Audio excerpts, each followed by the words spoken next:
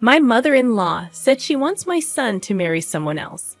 She thinks you're too old for him because you can't have kids, my mother-in-law said, smiling at a younger woman next to her. My husband, sitting silently beside her, didn't say anything. Feeling upset, I stormed out of the room. But soon after, I regretted it and wanted to make things right. I feel really bad about marrying into this family. My name's Olivia, and I'm 38 years old. I met my husband, Sam, who's 8 years younger, through a friend. I was unsure about dating him because of our age gap, but he insisted that age doesn't matter. I love you, Olivia, he said, and we started dating. Eventually, we got married after 6 months. When Sam introduced me to his parents, his mother didn't like me because of our age difference. When you said you were bringing a woman to consider marrying, I thought she'd be young and cute. 38 years old, Sam. I mean, no offense, but think about it again. Younger women are usually better, she told Sam right in front of me. My father-in-law intervened, saying, if Sam thinks she's good, then she's good, right? Sorry for my wife's rude comments, Olivia. Eventually, we got their approval for our marriage. My father-in-law was good at smoothing over my mother-in-law's harsh words, making it seem like he didn't want any conflict. But after we got married, he often ignored issues, which was disappointing. Sam's family was well known as landowners in our small town, and my mother-in-law loved to brag about it. Even though she wasn't technically related by blood, she married into the family, just like me. This family is very wealthy, and Sam, being the favorite, has a charming and dreamy aura. My previous partner was very careful with money, which was tough. So Sam's relaxed and generous attitude towards money is quite attractive to me. Even though my mother-in-law reluctantly accepted our marriage after my father-in-law scolded her, she doesn't seem happy about it. She keeps telling me how a good wife should act, which is frustrating. She's influential among the local women and takes pride in leading the Women's Association and being popular. She insisted I take time off during the week to meet the association members. She believes it's important to impress them. She introduced me proudly, but some of them hinted that she might not be as well liked as she thinks. Oh, and she also told me to get a medical checkup to see if I could have children. I was a bit put off that it was her, not Sam, who ordered it, but I was also curious to know if I could get pregnant, so I agreed. Gynecological exams aren't exactly a walk in the park. Despite being important for women's health, they're uncomfortable. Does anyone else find sitting in that examination chair waiting unbearable? Despite the discomfort, my bridal health check results were good. I felt relieved when the doctor said, "You're healthy." Sam seemed worried, but he looked relieved when I told him the news. I shared the results with my mother-in-law, hoping we could finally celebrate our marriage happily. But then she said, "Good that you've passed the first hurdle." The first hurdle? What does she mean by that? I thought she'd be happier. Was she secretly hoping for bad news? As I tried to figure out how to respond, my mother-in-law surprised me with a proposal. After you get married, let's build a duplex and live together. You'll split the down payment and mortgage. You work in administration, right? Your salary might not be high, but you should be able to handle it at your age. A duplex? Living together? Splitting the costs with me? I felt overwhelmed by this sudden flood of suggestions. I looked at my husband sitting beside me, hoping for some support, but he remained silent. "Could you please chime in?" I asked him. I haven't discussed anything about living together with Sam. And, well, before we talk about a duplex and living arrangements, I'd like to address the comment about my job, I said, feeling a bit hurt. You haven't discussed it. Oh, well, Sam probably thought it was understood. That's not good. We'd always planned that when Sam gets married, we'll all share a house and live together, my mother-in-law insisted. I felt a chill run down my spine. Always? Is she implying she drilled this idea into Sam's head by repeating it constantly? That's correct. That's what I had in mind. Wait, you didn't know about this? Why are you agreeing so easily? My mother-in-law questioned. I'm sorry, but I had no idea about this plan, and I can't make a decision without discussing it with Sam first. Can we please hold off on this for now? I said before leaving my in-laws' house. Later, when I talked to Sam, he admitted that after we got married, he intended to build a duplex on his parents' property and live with them. I was furious that Sam hadn't told me about his plans, but when he apologized and said he forgot, I couldn't stay mad.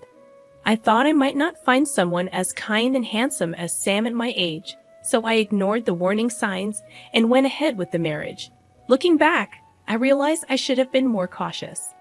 I ended up going along with my mother-in-law's wishes and helped pay for a duplex where we'd live with Sam's parents. 6 months into our marriage, I found out I was pregnant. I kept it a secret from my in-laws until I was sure everything was stable. When I finally told them, they were thrilled and started discussing baby names, assuming it would be a boy, although we didn't know the gender yet. Despite feeling pressure, it's nice to see them happy. I was advised to quit my job for safety reasons, but since I help with my family's business, I have some flexibility. I decided to keep working as long as it doesn't strain me too much. My pregnancy was going smoothly, and I started feeling the baby's movements, a long-awaited joy. It's a mysterious yet happy feeling to sense a tiny life stirring inside me. I'm grateful for the joy of being a woman and experiencing this miracle. Sam, my husband, and my in-laws eagerly anticipate the baby's growth at each checkup, and I can't wait for the child's birth. I have a feeling that my relationship with my mother-in-law will improve once the baby arrives. One day, when everything seemed perfect, I noticed the baby's movements were weakening. I felt an indescribable anxiety and rushed to the hospital. The doctors gave me heartbreaking news. Something was wrong with the baby. Why? How? I was living normally. What did I do wrong? I was gripped with fear over the risks. I was hospitalized immediately, but despite the doctor's efforts, my child passed away. Just a few more months and I could have held my baby. Why did this happen so suddenly? It felt like just yesterday when the baby was moving so energetically inside me. Was it my fault? As I cried in sorrow, my husband's words pierced through my pain. How long will you cry? It's over now, isn't it? Crying won't bring the baby back. Stop crying. I was stunned. What was Sam saying? Our child had just passed away. Even though I was taken aback by this cold side of Sam I had never seen before, my shattered state of mind left me unable to speak. Then came the day I was discharged from the hospital. Sam didn't come to pick me up. I managed to force a smile and reassure the nurses who were concerned about me going home alone. When I arrived home in a taxi, Sam, my mother-in-law, and an unfamiliar woman greeted me. "Welcome back. It's a shame, isn't it?" said my mother-in-law with a strange smile. "Yes," I responded, taking a seat on the living room couch as suggested. The seating arrangement was strange, with my mother-in-law and the woman sitting across from me on a bench, and Sam sitting next to them, showing no effort to comfort me or make eye contact. As my mother-in-law spoke, my heart sank. "We've talked it over with Sam. Since you can't have children anymore, we don't see the point in keeping you as our daughter-in-law.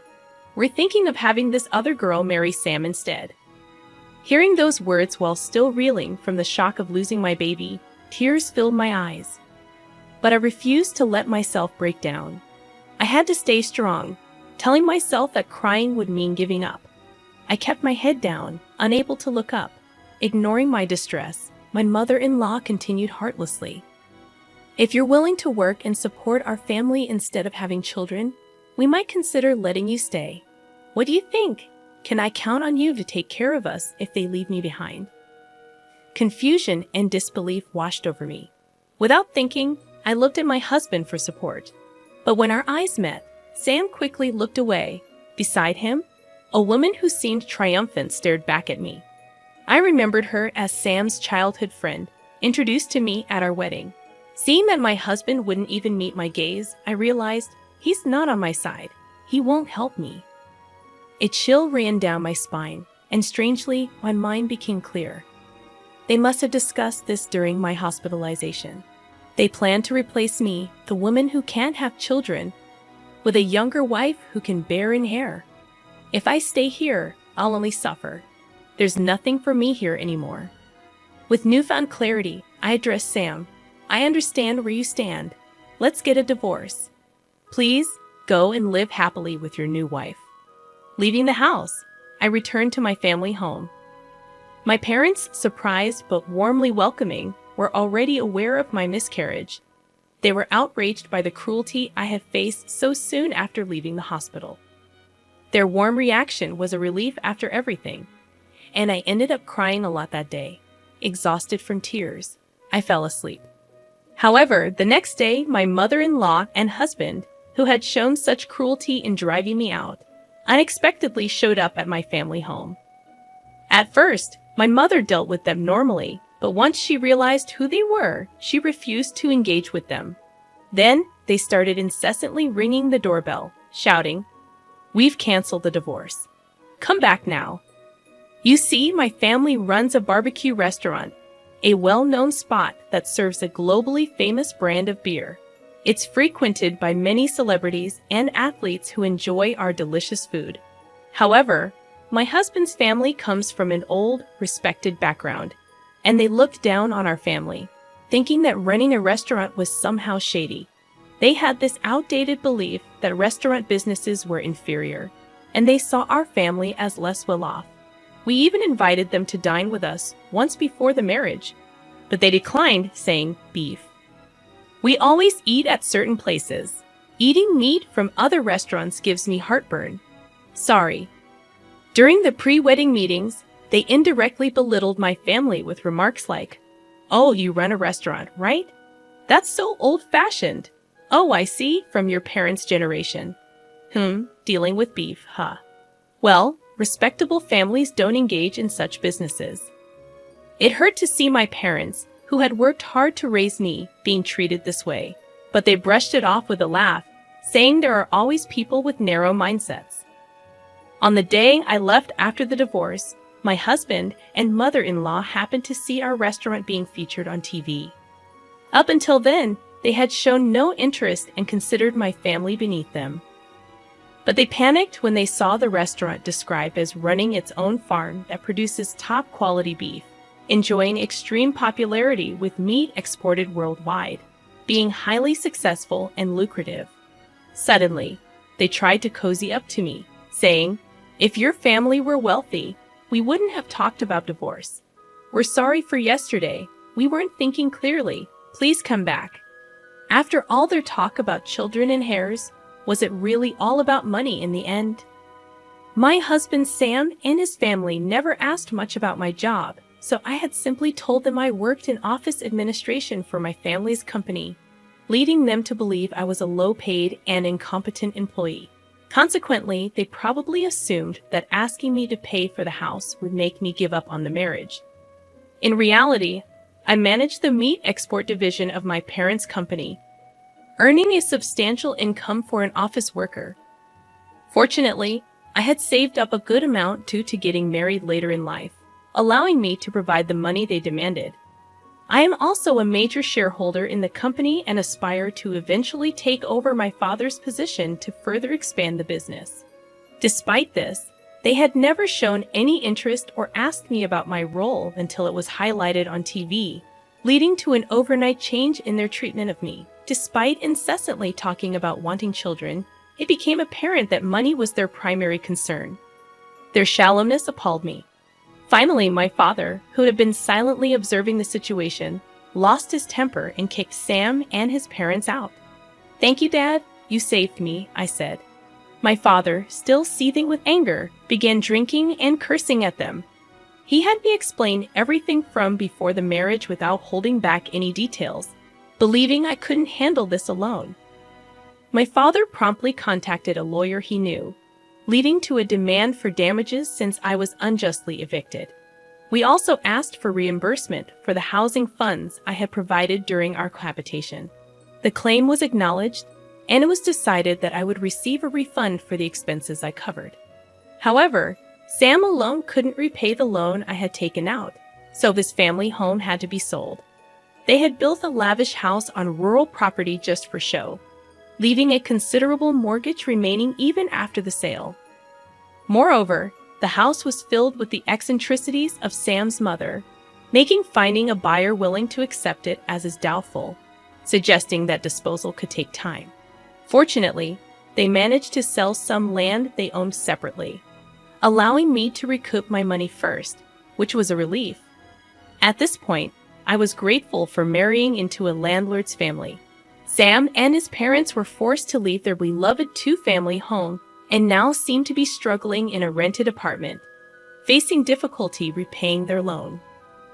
As for the woman who was planning to marry Sam, she was only interested because she thought she'd live in a big house and that his family was wealthy. But as soon as she found out they were going to lose the house and still be in debt, she disappeared. It was probably the best decision for her because if she had married him, she might have been pressured to have a child and forced to work due to her young age. News travels fast in this rural area. Gossip spreads like wildfire, especially when it involves a well-known family like Sam's. People are buzzing with interest, commenting on how poorly they treated me and how they used to flaunt their big house, but are now in debt and living in an apartment. With both the wife and potential new wife gone, their family line might end with this generation. It's incredible how accurate the rumors are and makes you wonder who's been watching all this. The power of a rural network is quite something. Now my bossy mother-in-law, who used to act like she owned the place, sneaks around even when shopping, worried about people's stares. My parents remind me, "We warned you not to marry into a family that would insist on testing if you could get pregnant before marriage, didn't we?" And brush off the situation. They even console me in their own way, saying, "Olivia just rushed into marriage a bit. Don't worry about it. It's fine if you stay home." They try to be understanding in their own way, despite the troubles of being kicked out and going to court. I can see they're happy to have their daughter back home. I'm grateful for their warmth. It feels like I was just dreaming or living a nightmare during my married life. But now I'm free. I may have a divorce behind me, but I'm still in my 30s. I haven't given up on marriage. Once things settle down, I plan to work hard to find a new partner. But for now, maybe I'll focus